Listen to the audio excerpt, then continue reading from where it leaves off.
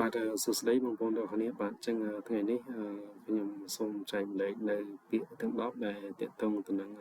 credit approval term បាទអញ្ចឹងលក្ខខណ្ឌនៃការអនុម័តឥណទានបាទដែលពាក្យទី1នោះគឺ credit application បាទឬក៏យើងអាចហៅថា loan request or submission អានឹងគឺជាពាក្យស្នើសុំឥណទានបាទហើយទី2ទាក់ទងទៅនឹងcredit assessment ឬក៏ credit evaluation ឬក៏ credit analysis បាទគឺជាការវិតម្លៃឥណទានការវិភាគឥណទានបាទហើយទី3 credit approval authority បាទ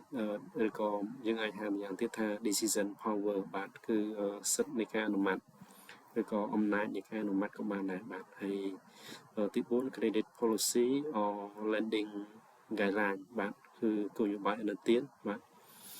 ហើយទី5 risk rating បាទហើយតែយើងអាចហៅម្យ៉ាងទៀតថា risk classification បាទចំណាត់ថ្នាក់នៃហានិភ័យ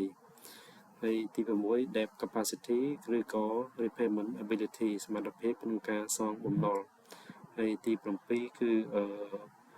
credit committee ឬក៏ approval panel បាទអញ្ចឹងគឺគណៈកម្មការដែលមានសិទ្ធិអនុម័តឥណទានបាទឬក៏គណៈកម្មការឥណទានហើយទី8តកតងទៅនឹងloan covenant បាទឬក៏ condition ឬក៏ requirement បាទលក្ខខណ្ឌឥណទានបាទហើយទី9 exception approval ឬក៏ special consent ដែលតកតងទៅនឹងការអនុម័តករណីលើកលែងបាទខុសគោលការណ៍អីមួយចឹងបាទហើយចុងក្រោយគេគឺទី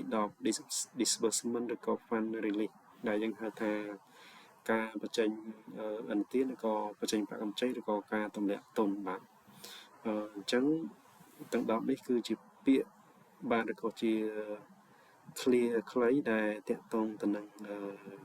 លក្ខខណ្ឌនៃការអនុម័តឥណទានបាទដែលបងប្អូននៅក្នុងវិស័យធនាគារគាត់តែងតែជួបញឹកបាទអរគុណច្រើនបងប្អូនបាទ